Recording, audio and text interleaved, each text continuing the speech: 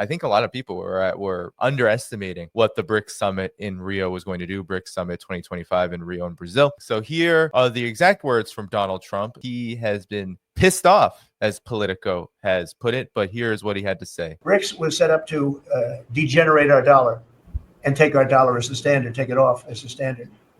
And that's okay if they want to play that game, but I can play that game too. So anybody that's in BRICS is getting a 10% charge. Is that immediate, sir? Or yeah, that pretty soon. If they engage in some behavior? Well, if they're a member of BRICS, they're going to have to pay 10% tariff just for that one thing. And they won't be a member long. I thought BRICS was, I said this about a year ago, and it largely broke up. But, there are a couple that hang around, but I thought it largely broke up. BRICS is not, in my opinion, not a serious threat. But what they're trying to do is destroy the dollar so that another country can take over and be the standard. And we're not going to lose the standard at any time. If you have a smart president, you will never lose the standard. If you have a stupid president like the last one, you would lose the standard. You wouldn't have the dollar as you. And if we lost the world standard dollar, that would be like losing a war, a major world war. We would not be the same country anymore. In contradiction to his seemingly downplaying, you published this Politico article that I had been also reading. The president is pissed per Politico. Trump's Brazil tariff threat. So this comes in the context of threatening 50% tariffs on Brazil and using Jair Bolsonaro's so-called politicized case, as they're putting it, ironically, is part of a bigger geopolitical dispute. And what is that, Ben? White House chief strategist is saying is you can tell the president is pissed every time he looks at the BRICS de-dollarization effort. That's Steve Bannon's words. This, I think, is really interesting. This quote by Leland Lazarus, who actually was an advisor to Southern Command under Obama. Brazil's increasing alignment with China on UN-denominated trade and other issues may be triggering alarms within Trump's circle, especially among advisors who view global dollar supremacy as a pillar of U.S. power. That's why he also threatened all BRICS members with a 10% tariff, trying to peel off new members like Egypt, Ethiopia, and Indonesia. Yeah, it's so funny and it's so schizophrenic because Trump in that clip and when he speaks about BRICS, he often says, well, BRICS is not a threat, but they're also threatening the dollar, so I need to threaten them with massive tariffs to crush them. In another interview that Trump did in a press conference at the White House, he said that BRICS is dead. He said this right after coming back to the White House for his second term. He said that he threatened tariffs on BRICS, and as soon as he did that, he said BRICS died, which obviously is completely absurd. Not only is BRICS not dead, it's thriving. It's growing in size and influence. It's constantly expanding. This June, Vietnam accepted its invitation to join as a partner of BRICS, and at the summit that was held this July in Rio de Janeiro in Brazil, it was a very successful summit. I agree with you. We can talk more about it in some of the Western misleading propaganda about it. But this was the first summit that featured all 10 of the members and the new 10 partner countries that were officially added at the beginning of this year. And last year in 2024, there were 5 new members added, including Egypt, Ethiopia, Indonesia, the UAE, and Iran. So we were talking about the U.S.-Israeli war on Iran and the fear that the U.S. has of a coalition, a partnership between China, Russia, and Iran. This was spelled out by Alex Karp, the CEO of Palantir, which basically has become the kind of brain of the U.S. government. Especially under the Trump administration, they've been outsourcing so many operations to Palantir. And one of the co-founders of Palantir is the far-right billionaire oligarch Peter Thiel, who employed Vice President J.D. Vance. It was the only real job that J.D. Vance had after he went to Yale Law School. He worked for this far-right billionaire oligarch in Silicon Valley who says very clearly that he does not support democracy. And he wrote in the Cato Institute, this libertarian think tank, that capitalism is more important than democracy, that people should not have a say, only corporations should have a say in political affairs. He co-founded Palantir. Palantir is basically running the U.S. government, especially spying not only on foreigners, but on U.S. citizens. The New York Times reported that Palantir is doing a massive mass surveillance operation to compile intelligence on all Americans under Trump. So this is the so-called free speech president, right? So anyway, the CEO of Palantir, Alex Karp, said that the U.S. is preparing for war on China, Russia, and Iran. the former the late U.S. imperial strategist Zbigniew Brzezinski, he's now passed away, but he was previously the national security advisor under Jimmy Carter, a hardened war criminal who oversaw the U.S. proxy war against the Soviet Union in Afghanistan, in which the U.S. supported the Mujahideen that became Al-Qaeda and the Taliban, including Osama bin Laden, who was the leader of the Arab Mujahideen, fundraising for the CIA-backed death squads to fight against the Afghan socialist government in the Soviet Union in the 1980s. Well, the war criminal who oversaw that operation was Brzezinski, and Brzezinski wrote in his book, The Grand Chessboard, in 1997, that the biggest threat to the U.S. unipolar empire was what he called an anti-hegemonic coalition between China, Russia, and Iran, which is essentially what we see today. I mean, it's not formal. China does not join formal alliances, but it's unofficial. There's a close partnership between China and Russia and also Iran. And what we're seeing is, I mean, so anyway, with all that said, they're in BRICS, right? China, Russia, and Iran are now in BRICS, along with many other countries. And getting back to this summit and Trump's threats, I mean, this is all related to exactly what we've been talking about with the U.S. and Israel waging war in Iran, the U.S. proxy war against Russia in Ukraine, using Ukraine as this, battering ram against Russia.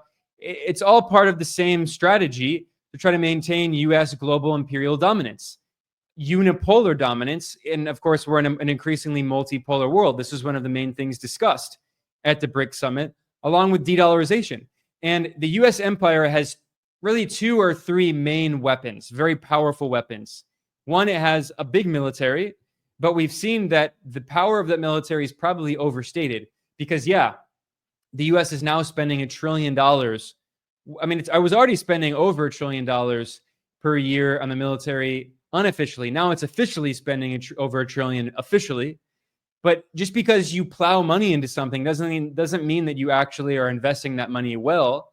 We've seen that the U.S. military lost pretty much every war that it's fought since World War II, even in a country like Iraq, which is a relatively small country.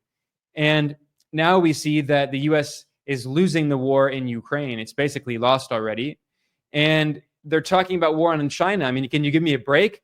Anytime the Pentagon does war games, they lose these war games against China. So I think that the power of the U.S. military is overstated. I mean, it can bully and destroy small countries, like it invaded Panama, it invaded Grenada, it destroyed Iraq, it destroyed Libya.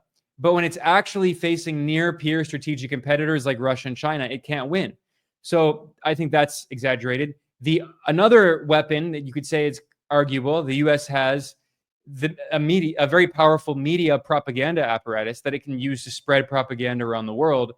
And it used to do so through, soft power organizations funding so-called media outlets and so-called NGOs through the National Endowment for Democracy, the NED, and the U.S. Agency for International Development, USAID. But I mean, even those so-called NGOs in a lot of countries, like in Russia and certainly in China and other countries, they've cracked down on these U.S. color revolution groups that are used to meddle in foreign affairs. So the U.S. still does have very powerful propaganda institutions, the media, which is not it's not to inform people, it's to manufacture consent for U.S. wars of aggression. But even that influence is declining over time. So the last real weapon, a very strong weapon that the U.S. empire has, is the dollar. And that is definitely the most powerful weapon the U.S. has. And the U.S. can impose sanctions on countries and try to kick them out of the international financial institutions that are dominated by the U.S. But we've seen that over time, even that weapon has become weaker and weaker. Now we see that 1/3 of all countries on earth are under U.S. sanctions. 60% of low-income countries are under U.S. sanctions. And the more that the U.S. abuses the sanction weapon, the more it backfires and incentivizes countries to seek alternatives. Russia has been at the forefront of de-dollarization. China has joined in the de-dollarization efforts. They both have their own alternatives to the SWIFT interbank messaging system, which is controlled by the U.S. And BRICS is the main international platform pushing for de-dollarization. This is why Trump is so afraid of it, because he recognizes that without that weapon, the US dollar, the exorbitant privilege of the US dollar, the US empire loses a lot of power. And it's already losing wars. Its propaganda apparatus is weakening. And if it loses the dollar, I mean, that could be a fatal blow to the US empire. I think a lot of people misunderstated and misinterpreted the significance of this summit. We saw Lula da Silva, of course, this was held in Brazil this year, the summit, and he was the chair, and he had some very choice words for Donald Trump. Said that BRICS and developing countries are not looking for an emperor right now. And so I'm curious on what you saw was the significance toward these moves toward de-dollarization, because everyone was saying, from Dilma Rousseff, head of the NDB, the New Development Bank, Lula himself, Lavrov, everybody was saying, well, this is going to take some time, but everybody was talking about it. There's so many things I can respond to there. I want to make a few different points that I think are important to keep in mind. First of all, you mentioned Lula and the fact that this was in Brazil. And I agree with what you said earlier about this being a historic summit. And it was misrepresented in the Western media, as always, and portrayed as a failure, largely because Putin did not attend, China's president Xi Jinping did not attend, and also the Iranian president Masoud Pezeshkian did not attend. But I think this is grossly overstated, the significance of this.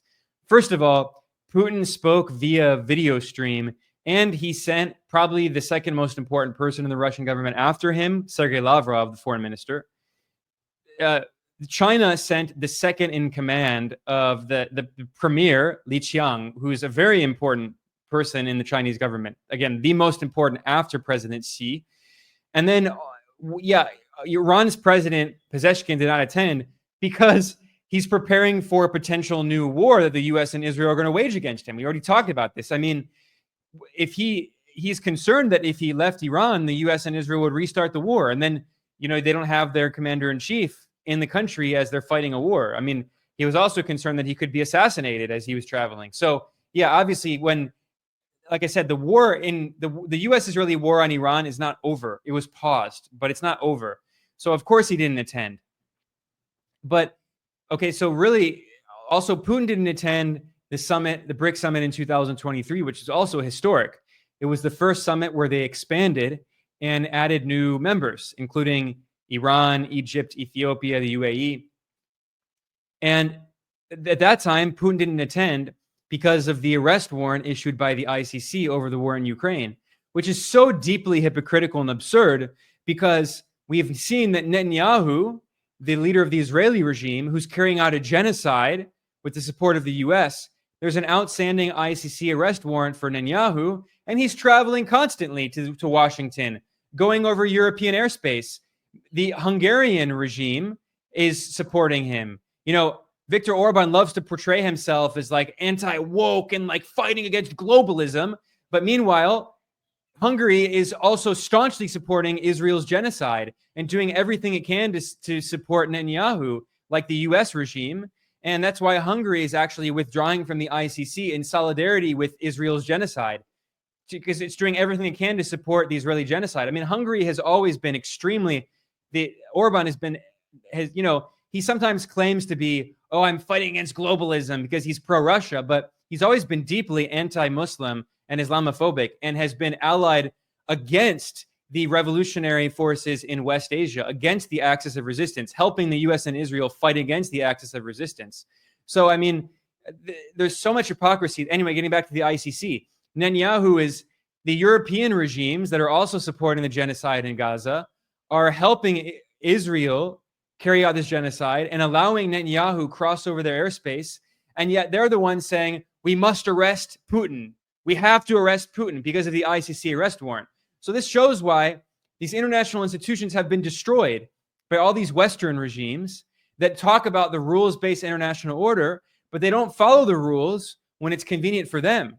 They tear up the rules when they don't like it, when they don't like those rules. So they say, the ICC should only be for Global South countries and Russia. By the way, this was stated by the former de facto foreign minister of the EU, and who was Joseph Borrell. And there are reports that this was also stated by other figures, other top officials in in these European regimes. Karim Khan, who is the ICC prosecutor, did an interview in CNN in which he said that he was told by European regime officials that the ICC is only for the third world, as they put it, for African countries. I mean, this is the racist colonialist mentality of these Western regimes. They talk about the rules-based international order. They don't believe in rules. They think Putin should be arrested, but Netanyahu should be given the Nobel Peace Prize for carrying out genocide. I mean, it's outlandish. Anyway, getting back to BRICS, I know I'm on these asides here, but it's related. So yeah, Putin did not attend the 2023 summit or the 2025 summit, although he did speak via video link, because it was out of respect for other BRICS countries hosting South Africa in 2023, Brazil in 2025, because these countries are parties to the ICC, and he didn't want to put these countries in a delicate diplomatic situation. However, it's not that significant. Further, the fact that he did not attend is not that significant. Furthermore, I actually think that the fact that President Xi did not attend is also significant, but not in the way that Western propaganda thinks, saying that this is like supposedly China is like there's a fight in BRICS. It's not what's happening. Actually, I think this was a diplomatic move by China to show that BRICS is not just about China. It's not just about Russia. You know, we talk about the fact that China, Russia, and Iran are in BRICS, but there are now 20 countries in BRICS, 10 members and 10 partners. And the fact that Brazil hosted this, the fact that Brazil hosted other Latin American, the fact that Brazil invited other Latin American countries, including Mexico, was invited as an observer, even though it's not part of BRICS. That was very important and symbolic. China was showing, by not sending President Xi, that this is not about China, that this is actually about the global South, and many other countries are part of BRICS, and they're coming together. And yes, China is an important part of BRICS, but it's not a China-led organization, which is what Western propaganda often portrays it as. This is a global South-led organization. It's the voice of the global majority, the global South plus Russia, that's been kicked out of the global North, out of the West. Well, it was never in the West, but kicked out of Europe at least. And what we now see is that BRICS is growing in influence, and there's more and more of a coherent vision. And Lula spelled out this vision at the BRICS summit. He said that BRICS is an heir to the non-aligned movement, and he also invoked the Bandung Conference of 1955. This was also mentioned by the Prime Minister of Malaysia, Anwar Ibrahim, and Malaysia has now joined BRICS as a partner country. And both Lula and Anwar said that BRICS follows in the footsteps of the non-aligned movement and the Bandung Conference. What does this mean? The Bandung Conference of 1955 was called by the formerly colonized countries of Africa and Asia. They came together in Bandung, Indonesia, under the leftist anti-colonial leader of Indonesia, Sukarno, to talk about ways to work together to fight against colonialism and to empower the global South, to support decolonization efforts. Similarly, the non-aligned movement was founded in the 1960s by formerly colonized countries, almost all with socialist governments, the initial founders of the non-aligned movement, saying that they refused to go along with U.S. imperialism in the first Cold War against the Soviet Union and other socialist countries. So BRICS is now bringing back this anti-colonial mantle. They've picked up the anti-colonial mantle, and they're fighting against U.S. dollar hegemony, which is a form of imperialism. They're fighting against Western imperialism, and it's not just China and Russia and Iran. It's a larger group that continues to grow. And despite the political differences that they have shown that they have a lot of similarities and common goals. And we can talk about some of those. Of course, de-dollarization is at the heart of that, but there are other initiatives going on. But I think this was a symbolic summit because it wasn't just about China. The fact that she wasn't there made it about the other countries as well, and showed that there's a lot of interest. And this is not just countries that are like puppets of China, as we hear in the Western media, right? Like the propaganda narrative in the West, which is absurd, is that BRICS the Chinese empire's attempt to create its own organization to rule the world. It's complete nonsense. BRICS is not NATO. NATO was created by the US to be a US imperialist organization so the US could control Europe, keep Germany down, prevent Russia from joining, and keep the US on top. That's not, the G7 is similar. I mean, it's the cartel of the colonizers, the countries that colonize most of the world. That's not what BRICS is. BRICS is an it's an anti-hegemonic organization consisting of the global majority that's fighting for a more multipolar world, a truly democratic world that's not dominated by the Western colonial powers. That's not a democracy. You can't talk about democracy when the colonial powers dominate all of the international so-called multilateral organizations that the U.S. has veto power in. The U.S. has veto power in the UN Security Council, which it abuses constantly. The U.S. has veto power in the IMF. The U.S. has veto power in the World Bank. The U.S. has veto power in the WTO and has sabotaged the WTO with its veto power.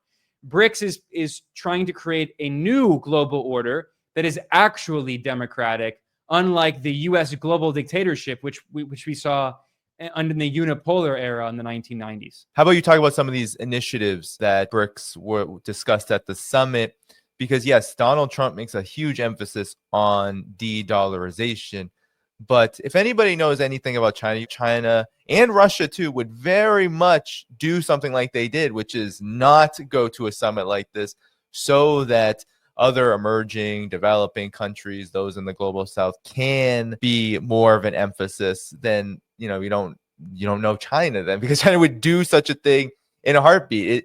It does not lose anything from not going to a summit like this. In fact, China always says, and I think this is what distinguishes the multipolar world now from perhaps any other point in history, is that you have such a deep emphasis on sovereignty that it actually influences how these countries are cooperating. And it's very much about elevating everybody, only so much so that these countries are working together on a very mutual basis, actually on as much of an equal basis as can be. And I think that is really at the heart of why BRICS is so much of a threat to Donald Trump and, of course, the rest of the U.S. elite. Yeah, BRICS is a so-called threat to the U.S. in scare quotes because the U.S. empire only seeks dominance and hegemony, and the U.S. refuses to join any organization it doesn't have veto power in. BRICS doesn't have veto. BRICS works on consensus, and it's about supporting peace and diplomacy, which is anathema to the U.S. empire, which is constantly at war. So in terms of de-dollarization, I'll mention a few different initiatives and institutions that BRICS is overseeing. Now, one of the biggest is the New Development Bank. This was created as an alternative to the World Bank, which the U.S. has veto power in.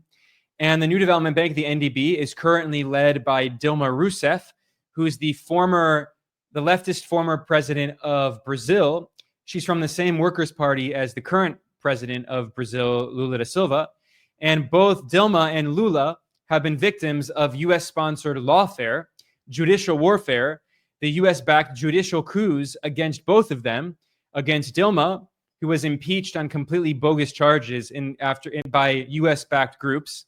And the U.S. Justice Department was deeply involved in all this nonsense, like Operation Car Wash. And then Lula was imprisoned, which is what led Bolsonaro to winning the election, because Bolsonaro was imprisoned, Lula was imprisoned on fake charges. And when Lula was the candidate running against Bolsonaro, he was going to win. He was leading in all the polls. He was imprisoned on fake charges of corruption. That then the U.S. backed this lawfare operation, which is what helped put Bolsonaro in power. And of course, Bolsonaro was an obedient U.S. puppet. And it's deeply anti-China, by the way, Bolsonaro, like Javier Milei in Argentina, another U.S. puppet. Lula was imprisoned on fake charges, and then he was later released, and the Brazilian Supreme Court expunged his record. All of the charges against him were erased because they were fake. And the UN, a UN special committee of international legal experts investigated his case and concluded that it was fake charges. It was politically motivated. It was the textbook example of lawfare, judicial warfare. And now, in an insane example of irony, Trump is hypocritically claiming that Bolsonaro is supposedly a victim of lawfare. It's the opposite of the truth. Bolsonaro tried to carry out a military coup after Lula won the election. He refused to recognize the election results, and he tried to carry out a coup. And fortunately, not all of the military went along with it. Some of the military did go along with it, but not all of it. And that's why the coup failed. And that's why he's facing legal consequences. You cannot carry out a failed coup and not expect legal consequences. The last time I checked, in every single country on earth, if you attempt a coup and you fail, you are going to prison, if not worse. So Bolsonaro should be lucky that he's even facing the very fair trial that he is, because he would be executed in a lot of countries. So Trump is saying, I mean, this is why Trump is threatening 50% tariffs on Brazil in a blatant act of imperialism, of meddling in Brazil's internal sovereign affairs. And this is why Lula said to Trump, screw you. We are a sovereign country. You want to threaten tariffs on us? Fine. We will trade with other countries. We'll trade with China and BRICS countries. We don't need you. So this is another example of this multipolar world we're in. If we didn't have China as Brazil's largest trading partner, if you didn't have BRICS, I think Brazil would not be in a strong enough position to be able to say to the US, screw you. We're not going to do what you tell us. So in terms of getting back to de-dollarization and the initiatives, so Dilma is currently the president of the New Development Bank, the BRICS Bank, and one of her main initiatives has been de-dollarization. She's been promoting lending in local currencies of BRICS members. And the New Development Bank has been expanding and now has 11 members, including the 5 original members and the expanded members. And at this BRICS summit that was held in Brazil, they added 2 new members, which were Uzbekistan and Colombia. Now, Colombia's accession to the BRICS Bank is very historic because Colombia has historically been one of the most compliant U.S. client regimes in the world. And that's why the revolutionary former president of Venezuela, Hugo Chavez, famously referred to Colombia as the Israel of Latin America, that obediently did whatever the U.S. wanted. It was, an unsinkable aircraft carrier for the U.S. empire in South America, like Israel is for the U.S. empire in West Asia. Well, now Colombia has its first ever democratically elected left-wing president, Gustavo Petro, and he has pursued a non-aligned foreign policy, and he has supported BRICS, and he joined the New Development Bank. So the NDB has been de-dollarizing, giving out loans in local currencies instead of US dollars under Dilma, okay? Another organization that BRICS is overseeing is the Contingent Reserve Arrangement, the CRA, which was created by BRICS as an alternative to the IMF to provide short-term liquidity to countries that are having balance of payments issues. If they need to pay for their imports, they're running out of foreign currency. The CRA was created as an alternative to the IMF. The US has veto power in the IMF. The CRA is still very much in the early stages, but BRICS is talking about strengthening that. BRICS is creating what's called a new investment platform, the NIP, which will provide alternative investment opportunities for BRICS countries, especially countries with big current account surpluses, these big trade surpluses, like in China, for instance. They want to park that excess foreign currency they have that they get from their exports. So one of the ways they can do that is by buying foreign assets. And historically, they bought a lot of U.S. Treasury securities, so they want to find alternatives. So this is an alternative. The new investment platform in BRICS is finding ways for China and other countries to invest in non-US dollar assets. Another institution overseen by BRICS is the BRICS Interbank Cooperation Mechanism, which is overseeing ways to create links between the central banks and the commercial banks in the BRICS countries, which works with another BRICS initiative, which is the BRICS Cross-Border Payments Initiative and the BRICS Payment Task Force, which is finding ways to link the banks in these different countries in BRICS so they don't need to go through the US-controlled SWIFT interbank messaging system. And so these banks in different countries don't have to use US correspondent banks, which is usually what happens. So there are so many different initiatives that BRICS is overseeing to pursue de-dollarization. Now, to be fair, Dilma herself said at the summit that de-dollarization is not going to happen in the short term immediately. It's a medium to a long-term process, but slow and steady wins the race. It's already happening. BRICS and China have signed an agreement to de-dollarize their trade, to trade with each other in their local currencies. Russia and China, Russia and Iran, China and Iran, Russia and India. They all have agreements. Also, the ASEAN countries in Southeast Asia have agreements to trade in their local currencies. So there's a lot of progress. It's already happening. It's not just hypothetical. It's already in the works of de-dollarizing trade within BRICS. So even if they don't have a new global currency, which Lula is talking about, he wants to create a new global reserve currency to challenge the dollar. But that's going to be a more medium to a long-term process. In the short term, BRICS is de-dollarizing the trade and investment and capital flows among different BRICS countries and using their local currencies instead of the US dollar.